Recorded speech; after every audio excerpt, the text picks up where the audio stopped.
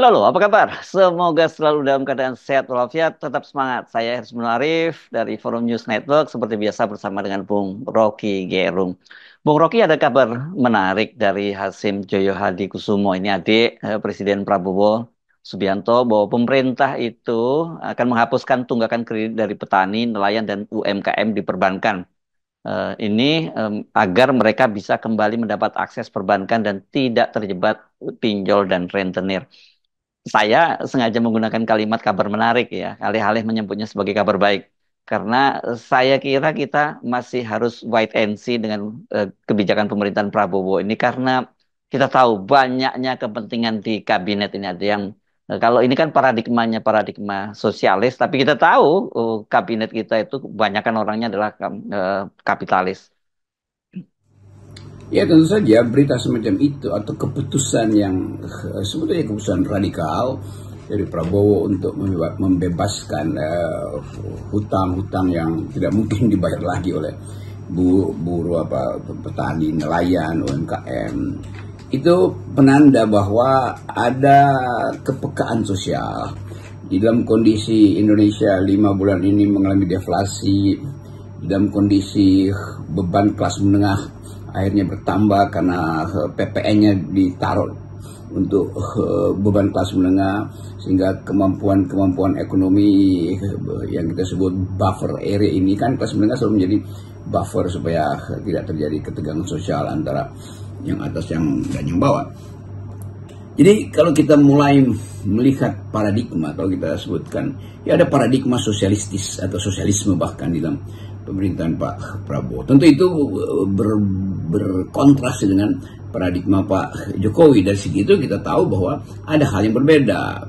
Kalau tiba-tiba ada berita bahwa walaupun itu melalui Hasim Johadi Kusumo, tapi itu officially pasti dibicarakan di dalam kabinet atau paling nggak di Gerindra untuk memburu para pengemplang pajak sawit misalnya, itu juga berita yang revolusioner.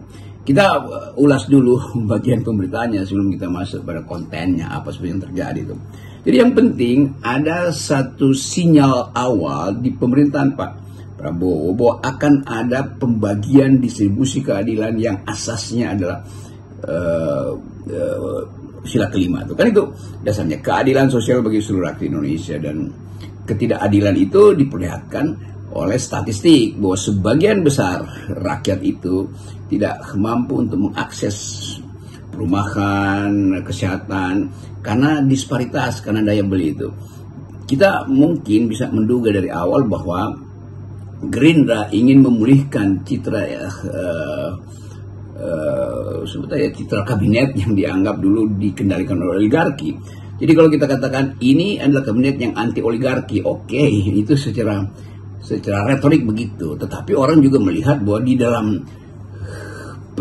personel atau pemangku portofolio kabinet itu di sektor-sektor dan strategis, hutan, industri, ekstraktif misalnya, itu orang-orang oligarki juga. Jadi kita mulai melihat kontrasnya tuh, ada paradigma sosialistis yang diucapkan oleh Prabowo, tetapi ada fakta yang juga kapitalistis di dalam kabinetnya. Nah, kita biarkan dulu ini sebagai temuan awal untuk mulai ada perdebatan apakah betul arah kebijakan Pak Prabowo itu akan sosialistis atau sebetulnya hanya jargon untuk menerangkan bahwa kemampuan negara state spending mengeluarkan uang untuk pembangunan itu harus dibiayai melalui pajak progresif. Jadi mereka yang ada di kabinet dalam bentuk agen-agen oligarki akan dipaksa untuk membayar pajak lebih banyak tuh secara progresif. Dan itu kita tunggu sebetulnya kebijakan yang adil dan merata. Tetapi kita selalu ingat bahwa semua janji politik itu hanya mungkin kalau APBN kita cukup untuk membiayai program-program yang sosialistis semacam itu. Soal pemutihan hutang ini ya, ini apalagi kan sudah sejak tahun 98, jadi artinya mereka kalau toh nggak diputihkan juga nggak bisa bayar gitu ya. Secara prinsip sebagai kebijakan tentu sangat baik.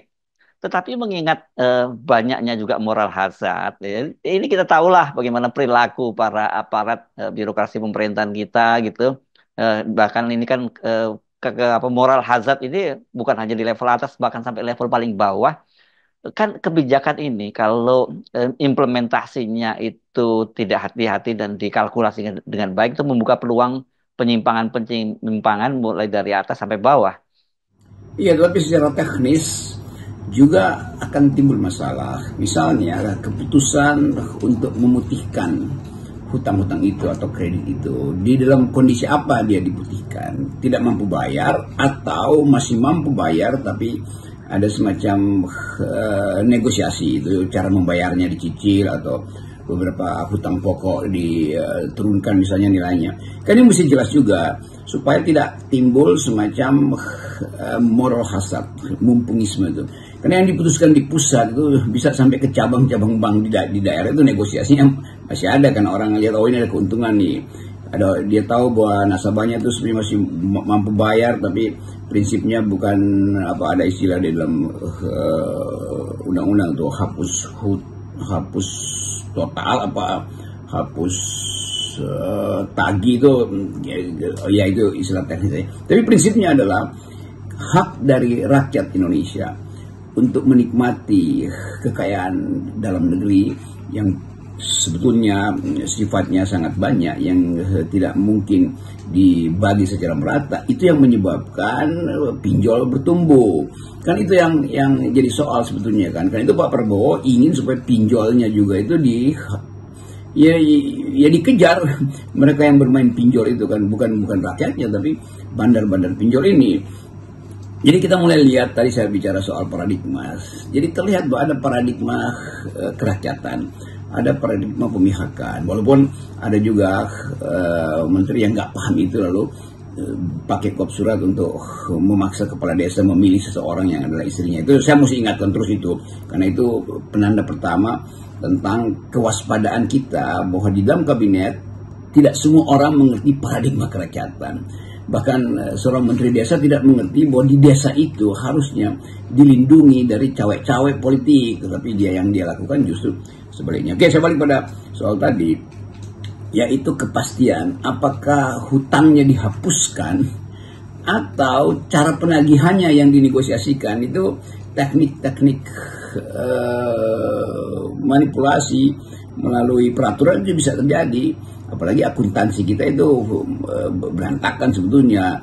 Orang yang sebetulnya hutangnya udah habis tapi ditaruh lagi di situ, dimainkan supaya seolah masih ada hutang. Jadi rakyat bawah itu kan nggak ngerti hal-hal teknis manipulasi atau rekayasa financial engineering itu kan. Jadi kita melihat poin yang penting tadi, paradigma adab sosialistis. Yang kedua adalah sifat dari birokrasi yang ingin mengambil keuntungan dari setiap regulasi, itu dasarnya. Dan sifat birokrasi itu pasti akan terjadi karena terlalu jauh birokrasi itu memanfaatkan isu-isu keadilan sosial sebetulnya, tetapi mereka yang merampok. Mungkin banyak misalnya BRI di daerah-daerah itu yang, ya kalau saya bicara dengan nelayan di pantai utara itu, ada nelayan yang butuh uang cash untuk 5-6 jam itu supaya langsung ikannya bisa masuk ke pelelangan, itu bermain dengan petugas-petugas bank rakyat di tingkat lokal, lalu uang dikeluarin tapi pembukuannya karena cuma 6 jam misalnya nggak dianggap sebagai pinjaman tanpa bunga, padahal sebetulnya diperas juga. Jadi banyak juga pegawai-pegawai yang resmi petugas perbankan tetapi merangkap jadi apa namanya itu, lintah darat kan, itu intinya kan. Jadi percaloan ini yang juga harus kita waspadai, dan saya kira itu dihitung dengan baik oleh Presiden Prabowo. Anda tadi kan menggunakan paradigma ya. Nah, saya pikir kalau ini menjadi paradigma dari pemerintahan Prabowo, maka itu tidak akan berlaku parsial hanya petani, nelayan, dan UMKM.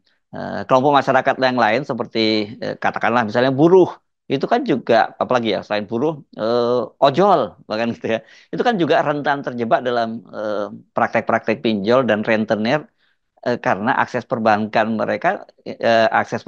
ini tidak bisa mereka jangkau.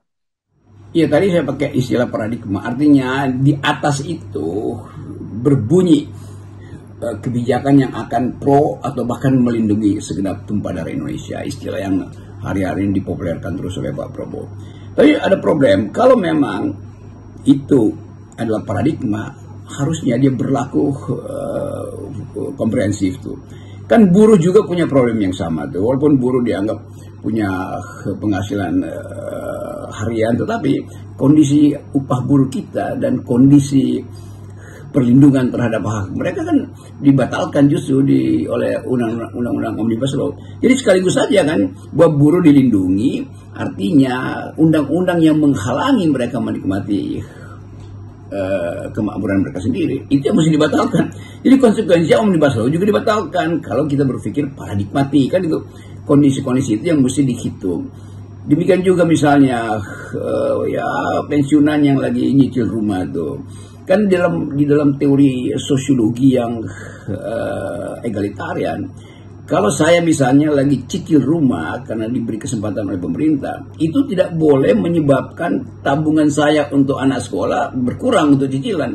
Itu tidak boleh menyebabkan hak-hak kesehatan saya itu berkurang. Kan itu artinya nggak ada gunanya kan, cicilan beres tetapi kesehatan memburuk. Itu yang dulu jadi semacam protokol di dalam dulu kita bicara soal hak-hak habitat yang dipromosikan oleh PBB yang apa namanya affordability. Jadi ya prinsipnya begitu tuh, kita bisa akses perumahan, tetapi mengakses itu atau mencicil rumah itu tidak boleh kita ambil dari tabungan untuk pendidikan keluarga, kan itu dasarnya. Jadi mesti dijamin oleh negara. Dan prinsip itu prinsip di dunia tuh, seolah-olah ada rumah murah, iya, tapi mencicil rumah murah itu menyebabkan tabungan untuk anak yang sedang bersiap-siap masuk SMA hilang tuh. Maka dapat rumah tetapi anaknya nggak bisa ngurusin sekolah. Nah, negara mesti pikirkan itu, karena sekali kita bicara tentang impact dari suatu kebijakan welfare state atau bahkan negara yang sosialistis, kita mesti hitung secara komprehensif, secara menyeluruh. Nah, masih ada kaitannya juga loh ini dengan pemerintahnya Prabowo. Banyak ini yang mulai menyoal katanya. Jadi rupanya ada yang mengamati diam-diam karena Anda katanya kelihatannya ini sekarang ini mulai tidak lagi sekritis seperti pada pemerintahan Jokowi lalu ya, pada eranya Jokowi. Apakah memang Anda berubah nih Bung Rocky karena punya kedekatan personal dengan Pak Prabowo? Ya, saya dengar itu banyak orang yang minta saya untuk langsung kritik Presiden Prabowo dan kabinetnya. Ya dulu saya kritik Jokowi karena dia memanfaatkan APBN untuk hal-hal yang konsumtif, termasuk IKN. Kan Prabowo nggak akan teruskan IKN, ngapain saya kritik? Kan itu dasarnya gitu kan. Jadi mereka juga yang menuntut saya beroposisi total itu nggak ngerti konteksnya tuh. Pasti kritik akan tiba. Sekarang juga kita lagi kasih kritik dalam bentuk evaluasi untuk memungkinkan kabinet ini dinilai secara utuh. Kan poin-poin itu yang sedang kita bicarakan. Jadi tetap FNN akan kasih perspektif kritis itu. Dan bandingkan misalnya dengan kebijakan Presiden Jokowi yang menghambur-hamburkan uang sehingga defisit 800 triliun itu sangat real tuh. Jadi kita mau coba melihat dengan kacamata kritis bagaimana kebijakan Prabowo itu bisa dia buktikan dalam 100 hari pertama. Jadi janji dia untuk mengutamakan kesejahteraan dengan menghilangkan semua hambatan yang memungkinkan orang pergi sejahtera, termasuk tadi kita bicara soal pinjol, soal pemutihan utang-utang, itu semua kita sebut sebagai paradigma yang harus kita tunggu pembuktiannya di 100 hari pertama. Dan kemampuan kampus, kemampuan masyarakat sipil itu yang perlu kita organisir tuh. Sekali lagi tetap ada di dalam upaya untuk memelototi kebijakan, itu intinya. Dan saya kira dengan cukup nekat kabinet ini mulai dengan satu hentakan bahwa rakyat adalah, atau kalau dulu pakai istilahnya Bill Clinton ya, putting people first gitu.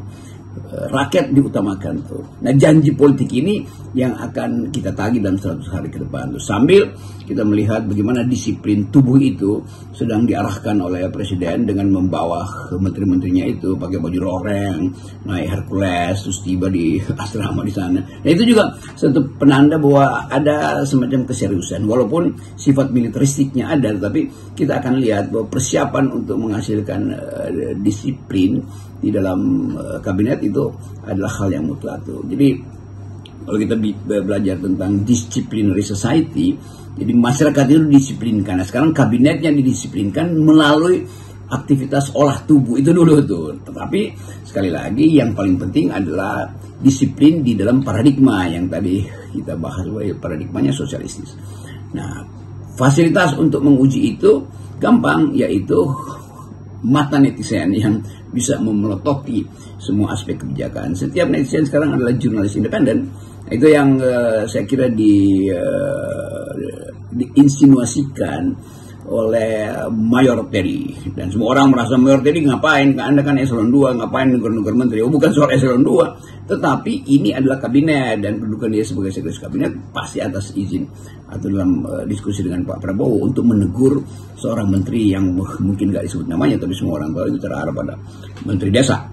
Jadi pastikan bahwa tadi paradigma Prabowo akan diuji dalam 100 hari pertama. Walaupun kita tahu bahwa Prabowo udah berjanji 6 bulan kemudian akan ada reshuffle, tapi saya kira nggak perlu tunggu 6 bulan tuh. Salam akal sehat. Ya, salam akal sehat.